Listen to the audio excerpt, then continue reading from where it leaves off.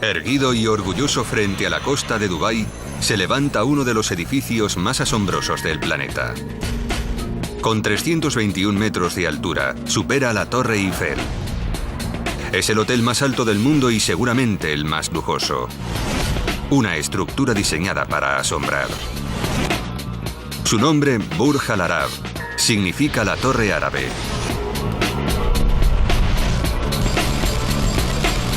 Pero la construcción de este icono del siglo XXI fue un reto que empujó hasta el límite a todos los involucrados.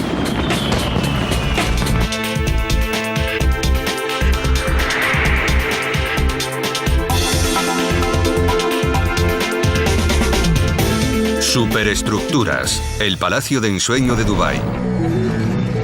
En noviembre de 1994 comienza la construcción del hotel más alto y lujoso del mundo. La presión se nota desde el primer día. Con los ojos de todo el mundo mirándoles, los responsables del proyecto no pueden fallar a su cliente. El jeque Mohammed bin Rashid Al Maktoum, príncipe heredero de Dubái, es el visionario que hay detrás del asombroso edificio. El proyecto es su respuesta a la crisis económica que se avecina para su país, como muy bien sabe su asesor de confianza, el sultán bin al-Sulayim. Sabía que acabaríamos sin petróleo, que el petróleo terminaría por acabarse algún día, y solo teníamos dos oportunidades: o reaccionar y buscar alternativas para sostener al pueblo de Dubái, o sentarnos a esperar ayuda.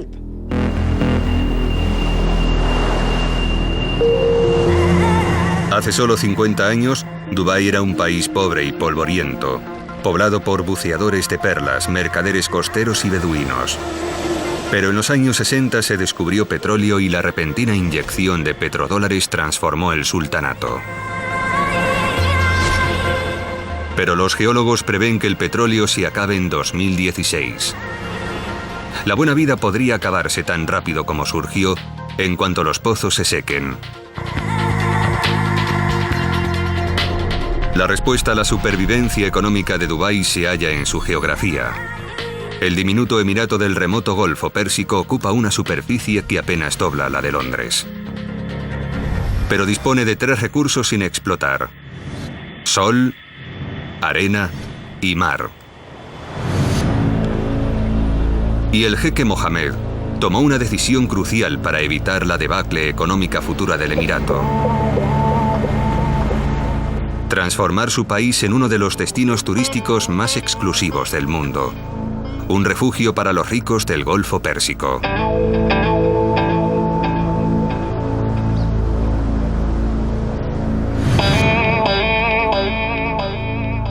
Se estima que invirtió $1.000 millones en el hotel más alto y lujoso del mundo, el Burj Al Arab, de 7 estrellas.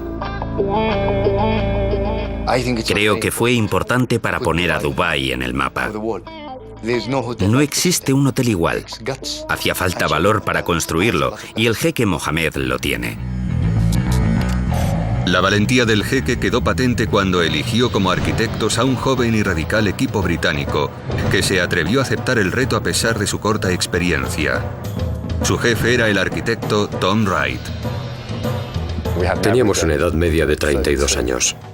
Y ni una sola cana. Ninguno de nosotros había construido edificios de más de 15 pisos. Me sobrecogió la escala y la inmensidad del proyecto. Tom Wright y sus compañeros eran famosos por su innovadora ingeniería, pero estaban acostumbrados a construir colegios y oficinas. Pero Dubái es un país en el que los contactos marcan la diferencia, y ellos tenían un contacto en el gabinete del emir que les permitió acceder al jeque. El jeque se quedó tan impresionado con el concepto inicial que les contrató de inmediato. Entonces Wright tuvo que transformar sus bocetos en un diseño tan reconocible que se convirtiera en un símbolo internacional. Pasamos muchas noches sin dormir, preocupados por si el diseño no resultaba todo lo emblemático que era necesario. Wright sabía que tenía que esforzarse al límite porque un edificio solo se transforma en un icono cuando su forma es sencilla pero única. Nos dimos cuenta de que sí se podía dibujar un edificio con sencillez, con pocos trazos, y se podía reconocer instantáneamente, como en este caso las pirámides de Egipto. Se había creado un icono. Y en el mundo solo hay unas 10 construcciones que hayan alcanzado este estatus, como la Ópera de Sídney. Con un par de líneas ya se sabe lo que es y dónde está ubicada, como pasa con la Torre Eiffel de París. Falta la bandera en lo alto. ¿Podían competir Tom y su equipo con Gustave Eiffel? Era un desafío que solo se presenta una vez en la vida. Pero los quebraderos de cabeza dieron su fruto cuando Tom dijo Eureka. Estábamos tomando una cerveza cuando vimos salir un barco del Club de Vela de Dubái. Tuvimos una sensación de excitación e ilusión y supimos que teníamos delante la inspiración. Era una forma sencilla, con pocas líneas, con los elementos de un edificio icónico, simple y reconocible al instante. El concepto despertó enseguida la imaginación del jeque. Una vela henchida por el viento que tenía un profundo significado para el pueblo de Dubái, dada su tradición marinera. Para completar la imagen náutica, Wright quería que la estructura emergiera del agua como un inmenso yate. Pero haría falta cimentarla sobre una isla y no existía ninguna. Pero Tom fue inasequible al desaliento. Propuso construir, por primera vez en Dubái, una isla exprofeso para el hotel. Pero construir sobre el mar aumentaba los costes y el riesgo. ¿Podría Tom convencer a sus compañeros de la viabilidad del proyecto? Recuerdo que yo tiraba de la vela hacia el mar y el resto del equipo tiraba de ella hacia la costa. Hubo un tira y afloja hasta que intervino el cliente y dijo que se construiría sobre el mar. El jeque Mohamed estaba dispuesto a correr el riesgo de erigir el hotel a unos 270 metros de la costa. Nadie había construido nunca un rascacielos en una isla artificial. La estructura de 321 metros y 250.000 toneladas tenía que estar firmemente anclada para resistir los terremotos y tormentas del Golfo. Wright había ganado la primera de muchas batallas. La torre se edificaría sobre el mar, pero su negativa a desviarse de su visión obligaría a sus compañeros a traspasar las barreras de la ingeniería.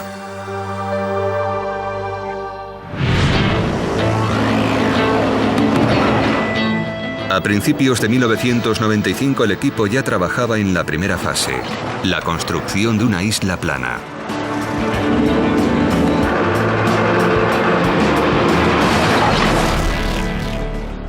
Pero los inexperimentados arquitectos estaban a punto de sufrir las inclemencias del clima de Dubái. El 27 de abril, un shamal, una potente tormenta, barrió las costas del Golfo con brutalidad.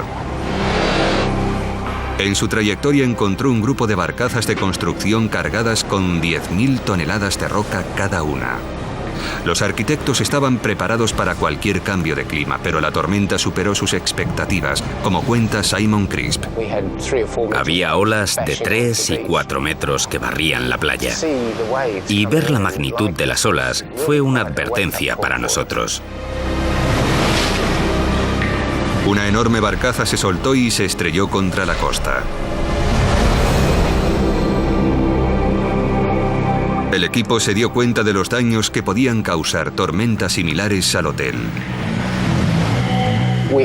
Fue una demostración de la fuerza que tienen las aguas del Golfo Pérsico cuando se enfurecen. La decisión de los arquitectos de exponer la estructura a esas fuerzas pudo haber tenido graves consecuencias. Los ingenieros tendrían que luchar para construir una isla plana capaz de resistir la furia de la naturaleza.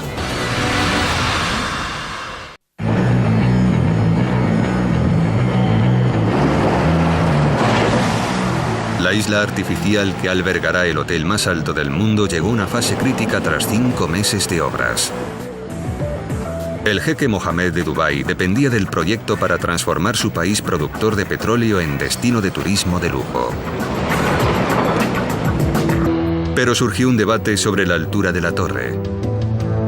El arquitecto Tom Wright quería hacer la baja para que pareciera una vela surgiendo del mar. Discutimos mucho sobre la altura de la isla. Desde el punto de vista del diseño, yo quería que la gente estuviera cerca del mar. Tuvo que enfrentarse desde el principio a Mike McNicholas, responsable de la seguridad de la isla. Tom quería que la isla fuera lo más baja posible, que estuviera pegada al mar, pero a mí me preocupaba más la protección de la isla. La mayor preocupación de Mike era que las olas dañasen el hotel o arrastraran a la gente al mar. Al principio se iba a construir la isla a base de rocas, que abundan en la zona, y con una tecnología previamente demostrada. Pero Wright rechazó la idea porque una isla de rocas tendría que ser demasiado grande para poder repeler las olas. Para mantener la isla baja, McNicholas experimentó con unos bloques de hormigón pioneros destinados a reducir el impacto de las olas, pero nunca se habían usado antes en el Golfo. Tuve que insistir en realizar una prueba en un tanque para asegurarnos de la seguridad de la isla. Las pruebas reproducían la fuerza de las olas más altas que se producen una vez cada 100 años y que rompían contra una serie de maquetas de distinta configuración. 3 semanas de pruebas demostraron que los bloques huecos funcionarían. Se construyó la isla con empinadas laderas de roca revestidas de hormigón para absorber el impacto de las olas. Los ingeniosos bloques actúan como una esponja. Cuando rompe una ola, penetra en su interior, gira sobre sí misma y su fuerza se disipa. Con la ayuda de los ingenieros, el arquitecto Tom Wright logró construir una isla que solo se eleva 7,5 metros sobre el nivel del mar.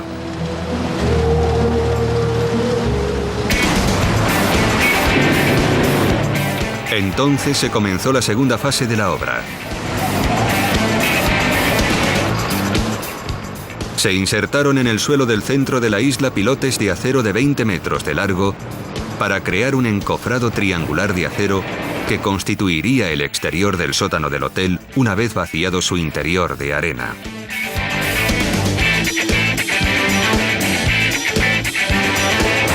Pero retirar la arena de dentro puede ser peligroso. Fue un auténtico reto para nosotros. Nos tenía preocupados y sin dormir las 24 horas de los 7 días de la semana. No sabíamos cómo impedir que entrase el mar y lo inundara. El peso del mar ejercía una enorme fuerza sobre el lecho. La presión forzaba el agua a través de la arena y amenazaba con inundar la isla artificial desde abajo. Para mantener fuera el mar, McNicholas inyectó cemento líquido en la arena para sellar el muro de hormigón desde abajo. Pero a medida que se sacaba la arena del interior, tenía cada vez menos peso para contener al mar. Hubo que poner a prueba el sellaje de cemento hasta el límite. En el peor de los casos, la presión del mar podría haber reventado el fondo de la excavación como si fuera el corcho de una botella de champán. Si sus cálculos estaban equivocados, los cimientos podían inundarse y matar a cientos de obreros. Pero él confiaba en su diseño. Una vez sellados los cimientos con cemento, se comenzó a sacar la arena de dentro. Y como responsable del proyecto, no dejó que sus empleados se arriesgasen solos. Me pareció que tenía que ser el primero en estar al fondo de la excavación 10 metros por debajo del mar, temiendo que las 7.500 toneladas de presión del mar reventasen los muros. Pero cuando llegó el momento de la verdad, los muros resistieron. Cuando comprobé que mi diseño funcionaba, fue uno de los momentos de mayor orgullo de mi carrera. Estaba de pie en el fondo de la excavación, mirando los muros de acero y dándome cuenta de que resistían al mar. En noviembre de 1995 se terminó la isla para el hotel más alto del mundo. Y el equipo empezó con la tercera fase de la obra: los cimientos. El apoyo que necesita un rascacielos siempre es enorme, pero en el caso de esta torre existía un reto añadido. Nunca se había hecho nada parecido sobre tierra ganada al mar. Era una torre de más de 300 metros sobre una isla artificial de 7 metros de altura en pleno Golfo Pérsico. Los problemas se multiplicaron cuando las primeras perforaciones trajeron malas noticias. A pesar de haber perforado el lecho marino a 180 metros de profundidad, no se encontró roca sólida. Pero los arquitectos permanecieron confiados a pesar de esta complicación. A cualquier persona le parecería una locura construir algo así sobre arena y además en el mar. ¿Cómo podría resistir la estructura los terremotos y los vientos de 150 kilómetros por hora si solo estaba sostenida por arena?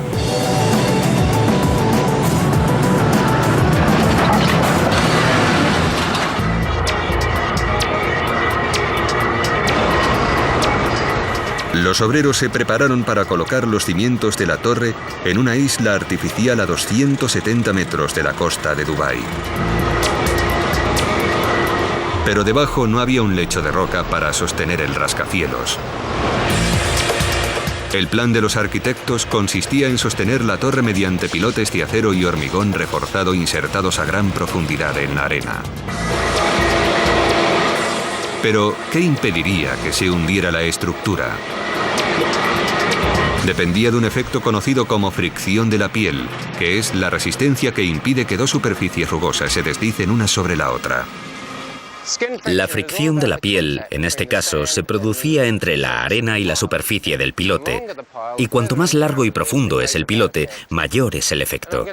Voy a demostrarlo golpeándolo. Con los primeros impactos, se mueve enseguida, pero luego se queda rígido. Y no lo estoy golpeando con más o menos fuerza. Es que la fricción de la piel está empezando a surtir efecto. Una vez que la fricción entre el pilote y la arena equivale a la carga del martillo, el pilote se detiene.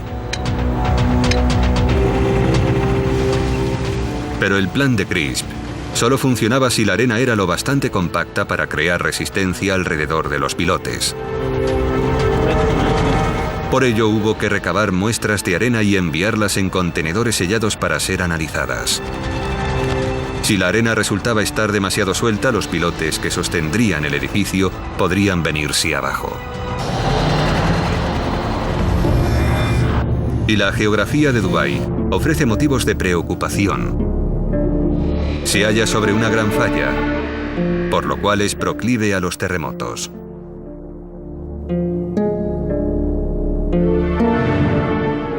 En junio de 1964, en Niigata, al norte de Japón, se produjo un terremoto de 7,5 puntos. Como era una zona de suelo arenoso, bloques de pisos enteros se vinieron abajo. Y no es la forma de destrucción habitual de los terremotos, sino un fenómeno conocido como licuefacción.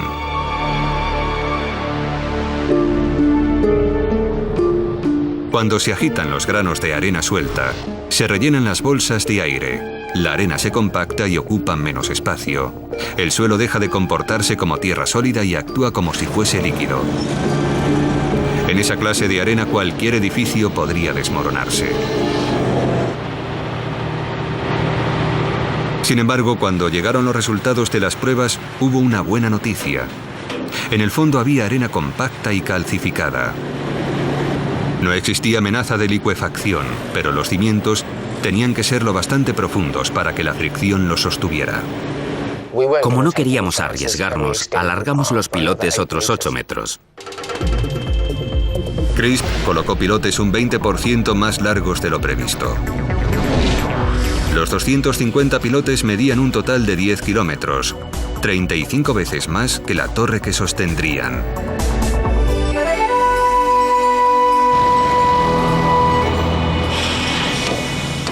El edificio tenía que resistir lo peor que pudiera producirse en el Golfo. El hotel tiene esbeltas paredes de hormigón que no son capaces de resistir a los elementos por sí solas. Para mantenerlas firmes frente a vendavales y terremotos, los arquitectos diseñaron una solución visualmente espectacular, una gigantesca estructura exterior conocida como exoesqueleto. Una serie de grandes cercas diagonales sujetan dos enormes arcos de acero a la columna del hormigón de detrás del hotel. El diseño de Wright hace único este edificio. Pero las grandes cerchas diagonales supusieron un infierno para Anthony McCarter, el ingeniero que tuvo que diseñarlas. Me provocaron 4 meses de angustia, noches sin dormir, preocupaciones y ansiedad. Tenían que ser muy fuertes para sujetar el exoesqueleto, pero su estética también era vital. Resultaba crítico que las diagonales fueran elegantes y bellas, porque eran muy visibles. El edificio tenía que impresionar y convertir a Dubái en un destino turístico, así que no se podían correr riesgos. Tenía que acudir a Tom y presentarle distintas opciones. Recuerdo que una vez le presenté 7 posibilidades y me tumbó una detrás de otra. Al final, McCarter encontró una solución estructuralmente fiable y a la vez hermosa que encajaba con la visión de Wright, pero que a su vez le provocó pesadillas a Malcolm Murphy, el constructor. Está muy bien que el arquitecto haga diseños bonitos, pero luego hay que construirlos. Encontró una fábrica a 15 kilómetros de la obra capaz de soldar las cerchas, cada una de las cuales medía más que un Airbus A380 y pesaba más que 20 autobuses de 2 pisos. Soldarlas en la fábrica era la parte más fácil. Lo difícil era transportarlas, ya que cada una pesaba 165 toneladas y medía 85 metros. Nos enfrentamos a un desafío increíble. Nadie había transportado nunca nada parecido en Dubái. Pero Murphy no se dio por vencido. Trajo uno de los mayores vehículos de transporte del mundo, una bestia con 80 ruedas, que viajó hasta la obra a un ritmo de 6 kilómetros por hora. La policía tuvo que cerrar las carreteras y retirar los semáforos para que pasara. Y cuando llegó la obra, los constructores se encontraron con el siguiente obstáculo. Las cerchas de 165 toneladas tienen que ser izadas hasta su sitio. El arquitecto se negó a que las partiésemos en 3, como queríamos, porque por estética no quería que existieran soldaduras. Así que hubo que encontrar la forma de izar enteras las cerchas a una altura de 200 metros, el doble que la Estatua de la Libertad. Tuvimos que meditarlo mucho, porque ni siquiera las 3 grúas gigantescas que teníamos nos servían para ello. Murphy tuvo que irse más lejos a buscar una solución y se trajo a un especialista en levantamientos de Singapur. Su equipo empleó cabestrantes, como las que se emplean en las plataformas petrolíferas, colocadas en lo alto de unos voladizos a 15 metros del edificio, y sujetaron los extremos de las cinchas con cables de 225 toneladas de resistencia. La mañana en que izamos la primera estábamos nerviosísimos. Esa semana 30 o 40 personas pasaron varias noches sin dormir preparándose para el primer izamiento. Los 2 enormes cabestrantes resistieron el tirón e izaron lenta y laboriosamente la enorme plataforma por un lateral del edificio. Salió todo según lo planeado, pero Murphy y su equipo tuvieron que enfrentarse a un reto final, ya que las cerchas llevaban aparejada una complicación más. Había que colocarlas en su sitio con una precisión exacta, pero Dubái tiene un clima con variaciones de temperatura de hasta 14 grados en un mismo día, lo que provocaría la contracción y expansión de las cerchas, un problema conocido como expansión térmica. Es la pesadilla de cualquier trabajador del acero, trabajar en el desierto a 50 grados. El acero se expande con el calor y se contrae con el frío. Vale, encendedlo ya. Vamos a calentar el acero para darles una idea del efecto de las temperaturas del desierto. El calor hace que las moléculas se muevan más rápido y vayan más lejos, y la longitud de este tubo de 15 metros crece visiblemente. ¿Qué os había dicho? El acero se expande con el calor. Las cerchas diagonales de la torre podían expandirse y contraerse hasta 5 centímetros en 24 horas.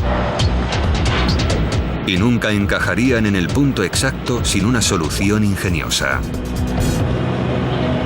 Lo estuvieron pensando los ingenieros, los fabricantes de acero, los de estructuras, los arquitectos. Todos tratamos de solucionarlo. Y al final la solución se le ocurrió a un arquitecto. En el marco de la estructura, un soporte de fijación con una gran arandela con el agujero descentrado giraba hasta que se alineaba con el agujero de la cercha diagonal. Después se insertaba una clavija de acero de 30 centímetros entre ambos agujeros para unirlos. Este inteligente mecanismo proporcionó al equipo los 5 centímetros de margen necesarios para instalar y fijar las cerchas en su sitio. Cuando colocamos la clavija, descorchamos botellas de champán. Fue increíble. Pero no había tiempo para celebraciones porque los primeros invitados, los más importantes, llegarían antes del año 2000, con lo cual solo disponían de 36 meses para finalizar la obra. La visión del jefe Mohamed significaba que teníamos que terminarlo no para mañana, sino para ayer.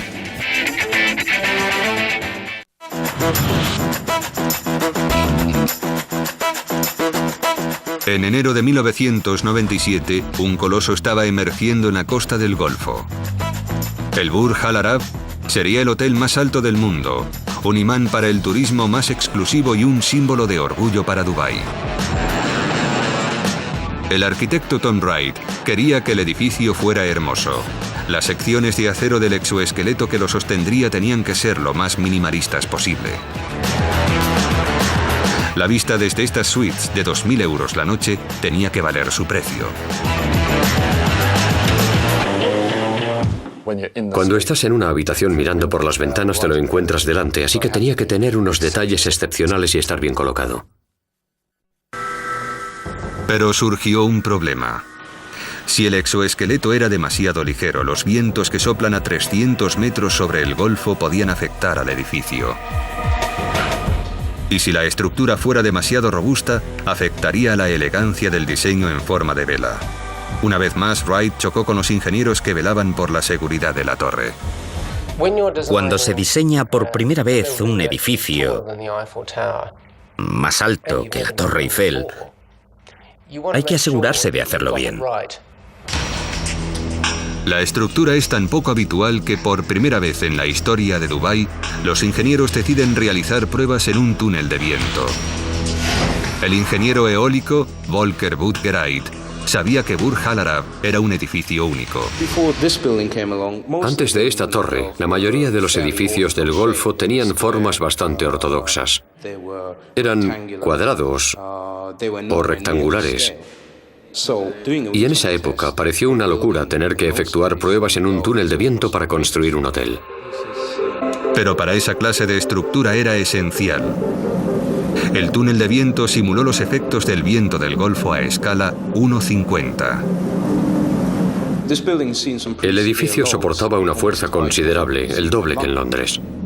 Medimos las succiones, que eran del orden del peso de un coche colgando de un panel del edificio, que es algo inaudito.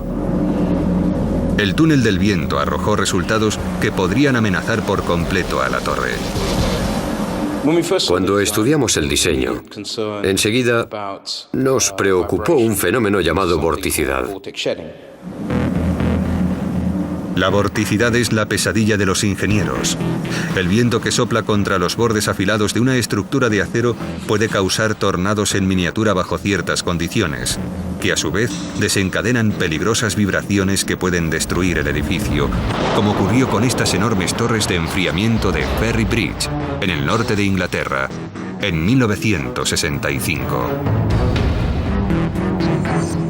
Los ingenieros tenían que encontrar la forma de proteger Burj Al Arab. y recurrieron a unas ingeniosas pesas colgantes amortiguadoras de vibraciones que se instalaron en los puntos vulnerables del hotel.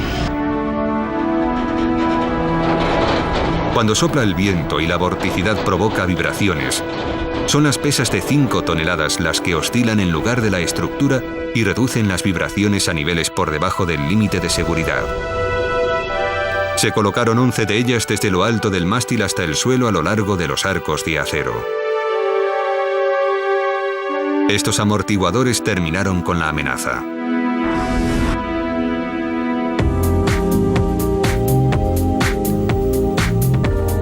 En junio de 1997, Dubái seguía reinventándose como destino turístico de lujo.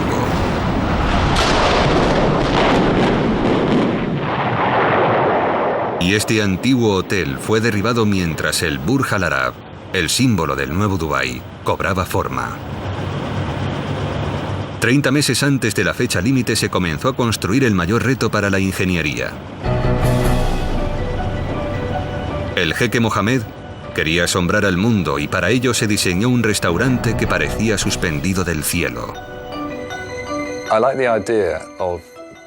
Me gustaba imaginarme a los visitantes sentados en el espacio contemplando la vista de Dubái y el Golfo Pérsico, flotando entre nubes. Comer suspendido sobre el espacio es una experiencia sin paralelo.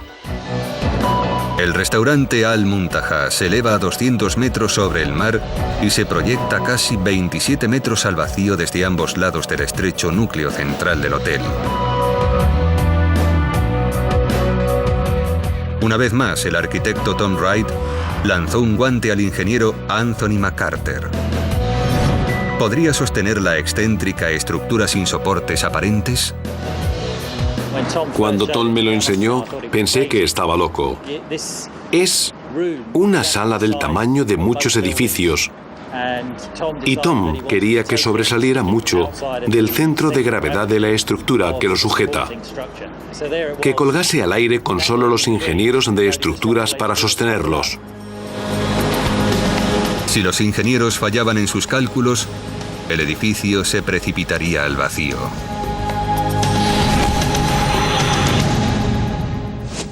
McCarter encontró una solución para desafiar la gravedad que superó los límites de la ingeniería. En el núcleo del hormigón de la espalda del edificio insertó una serie de soportes de acero llamados incrustaciones, de los que irradian 10 enormes vigas de acero de hasta 1,6 metros de alto. Las vigas formaron la base del suelo de acero rígido. Las alas exteriores se sujetaron a la base y después se revistieron de aluminio y cristal. Era una estructura que desafiaba la gravedad y aguantaría vientos de hasta 160 kilómetros por hora. Era un triunfo de la ingeniería. Pero ya se habían consumido 4 de los 6 años del proyecto y nadie podía permitirse aminorar la marcha. Era un programa implacable, con 24 horas de trabajo y reuniones diarias a las 6 de la mañana. Vivíamos, dormíamos y respirábamos con el edificio. Era un reto diseñarlo y construirlo en el plazo oficial. El hotel se iba a inaugurar para celebrar el año 2000 y solo faltaban 2 años. Los medios de comunicación mundiales querían comprobar si el hotel ofrecía lo que el jeque prometía y si se acabaría a tiempo. Y la única forma de terminarlo era comenzar a decorar su interior mucho antes de acabar su exterior. En un clima templado no plantearía problemas, pero en Dubái se alcanzan los 49 grados con una humedad del 100%. Y en esas condiciones no se puede trabajar en detalles delicados como el pan de oro, la seda y la madera tallada.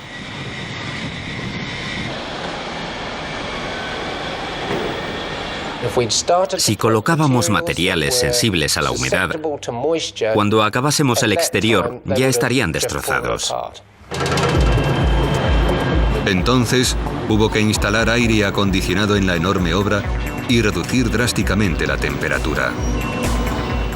Y el primer paso para ello era colocar la pared final, la emblemática vela blanca de Wright. Pero costó mucho. Se instalaron secciones de fibra de vidrio entre enormes vigas horizontales. La superficie se forró de teflón para protegerla de la suciedad y la arena, con lo que el Burj Al Arab batió otro récord, el de mayor pared textil del mundo.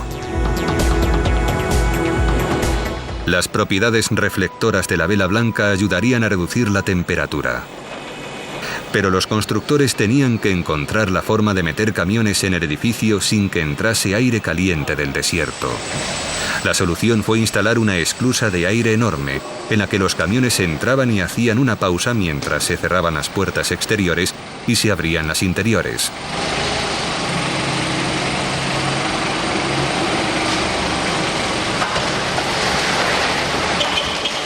Con la esclusa de aire y la vela, el edificio ya estaba sellado. Pero enfriar un espacio tan grande en obras supuso todo un desafío.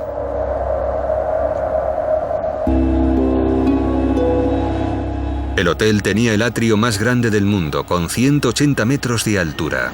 Si se refrescaba un ambiente tan húmedo demasiado rápido, el aire caliente se condensaría en agua en lugar de transformarse en aire frío y la condensación sería incontrolable. Se podía haber formado una nube de lluvia en el techo del atrio que causara daños a la decoración interior. La única forma de evitar nubes de lluvia llevaba mucho tiempo. Se podría encender el gigantesco sistema de aire acondicionado poco a poco y refrescar el interior apenas 1 grado menos por día. Pero dadas las prisas, resultaba penosamente lento. Empezamos a refrescar el edificio en junio de 1998 y no acabamos hasta diciembre. Por fin, se podía empezar a decorar el interior. Pero la búsqueda de un decorador digno de un jeque retrasó aún más el proyecto. Quang Chu, que ya había trabajado para el sultán de Brunei, sabía cómo satisfacer a la realeza. Fue una gran noticia que accediera a decorar el hotel más lujoso del mundo con 202 suites palaciegas y un atrio de 180 metros. Pero solo tenía 2 años para diseñar y completar la decoración antes de que llegasen los primeros huéspedes. Teníamos un programa apretadísimo, así que todo mi estudio, 50 decoradores, dejaron todo lo demás y se pusieron a trabajar solo en Burj Al Arab. Y Chu no solo se enfrentaba a un plazo ajustado, sino que además el jeque esperaba que asombrase al mundo. Nos encargaron que diseñásemos algo que no se hubiera diseñado nunca, ni nunca se volviera a diseñar. Quang Chu y su equipo se pusieron a diseñar interiores que encajasen con la ambición del jeque. Pero con la decoración ya avanzada surgió un problema. El jeque decidió ofrecer a sus huéspedes todos los aparatos electrónicos posibles en sus suites, lo que podría acarrear peligrosas consecuencias. Y fue a un nuevo miembro del equipo, el ingeniero Rob Roos, a quien le tocó resolver el problema. Hubo que rediseñar al completo la decoración, porque el nuevo requisito imponía una potencia eléctrica un 50% superior. Los nuevos planes del jeque exigían que cada suite dispusiera de 14 kilovatios, 8 veces más que el hogar europeo medio. La electricidad de las 202 suites serviría para abastecer a un pueblo de 6.000 habitantes. Y el hotel estaba decorado con cortinas eléctricas y 52.000 lámparas, casi todas ellas con regulador de voltaje. Se necesitaron más de 5.000 kilómetros de cables eléctricos. Además, tanta electrónica podía interferir en la onda de la corriente eléctrica y crear un problema conocido como distorsión armónica, que podía fundir el aislamiento de los cables y provocar un incendio. Era algo que no se podía permitir y hubo que solucionarlo. Para ello, hubo que elevar la ingeniería eléctrica a un nuevo nivel. Se diseñó un sistema de filtro armónico que detectaba la corriente eléctrica y enviaba una corriente refleja para contrarrestarla. Se llama antifase y actúa como el ruido que afecta a los auriculares. Se instaló en puntos claves del suelo por donde entraba la electricidad en el edificio. Nadie había intentado instalarlo nunca a esa escala. Fue la mayor instalación de filtros activos que se ha llevado a cabo en un edificio del mundo. Una solución de categoría mundial para un edificio de categoría mundial. En abril de 1999, el hotel más alto y lujoso del mundo estaba a punto de acabarse. Todos se apresuran a terminar sus cometidos a tiempo con la fecha límite, incluida la decoradora Quan Chu, que sigue trabajando a toda máquina. No celebramos la Navidad, ni la Semana Santa, ni ningún día de fiesta. Trabajábamos entre 50 y 60 horas a la semana. El jeque le había encargado que innovase, asombrara y maravillase a los huéspedes con un moderno palacio árabe. Y ella lo cumplió encargando 24.000 metros cuadrados de mármol italiano y brasileño, el equivalente a 3 campos de fútbol, además de 8.000 metros cuadrados de pan de oro para crear la sensación de lujo apropiada. Lo completó con arañas de cristal, telas con hilo de plata y terciopelo. Pero para el atrio más grande del mundo, tomó la radical decisión de utilizar decoración minimalista y dejar que la compleja arquitectura hablase por sí sola pintándola de blanco.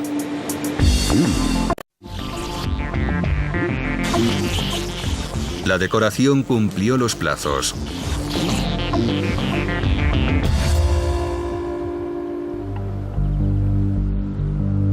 Y entonces llegó el momento de la verdad.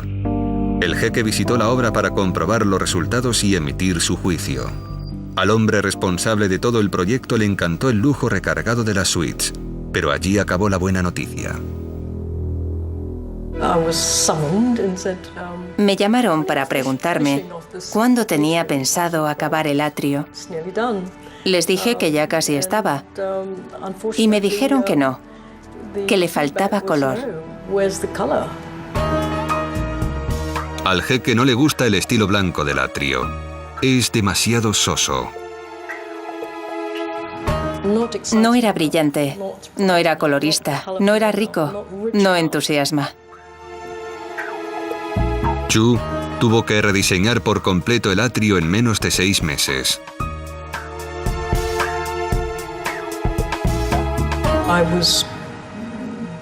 Vivía literalmente en el hotel, corriendo de un lado a otro. Era su última oportunidad de hacerlo bien, así que decidió impresionar. Creó un espectáculo de luces para iluminar la pared de tela más alta del mundo y diseñó fuentes con juegos de agua para el vestíbulo. Rodeó las escaleras de grandes acuarios de peces y transformó la vista del atrio en una paleta de colores vibrantes.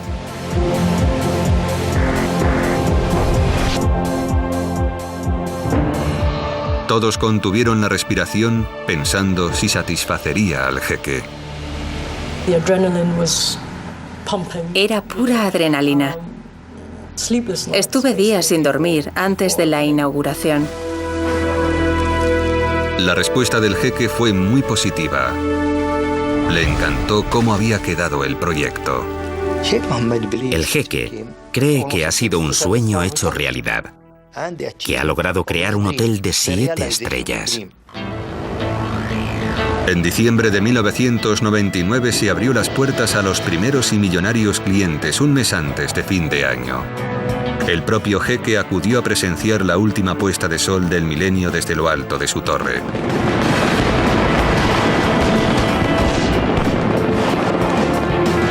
Los arquitectos han cumplido con su trabajo. Todos los aspectos del icónico edificio son extraordinarios.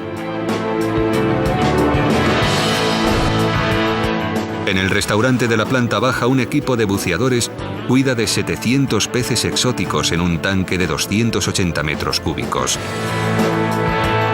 Se puede confraternizar con los tiburones mientras se come.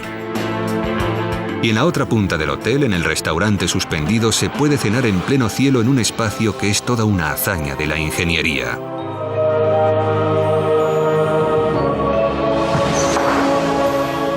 Una espectacular combinación de fuego y agua recibe a todo el que entra en la torre. Alojarse aquí no es barato. La suite más cara cuesta $28.000 la noche. Y los clientes disponen de un helipuerto de 330 toneladas que se proyecta en el vacío a 200 metros sobre el nivel del mar. Cuando no lo usan Federer y Agassi como pista de tenis, es la forma más exclusiva de llegar al hotel más exclusivo del mundo. Ha sido el proyecto más importante de mi vida. Nunca me encontraré con otro igual. El triunfo de la ingeniería al crear la primera isla artificial de Dubái ha tenido amplio eco. Ha abierto el paso a proyectos aún más ambiciosos, como la original Palm Island, que se vendió en 3 días, o las World Islands. El hotel más alto del mundo ha puesto los cimientos de un futuro seguro cuando se acabe el petróleo. Y ahora es el símbolo internacional de Dubái. Desde el principio supimos que teníamos la oportunidad de crear algo espectacular. Y creo que lo hemos logrado. La atrevida apuesta del jeque Mohammed ha merecido la pena.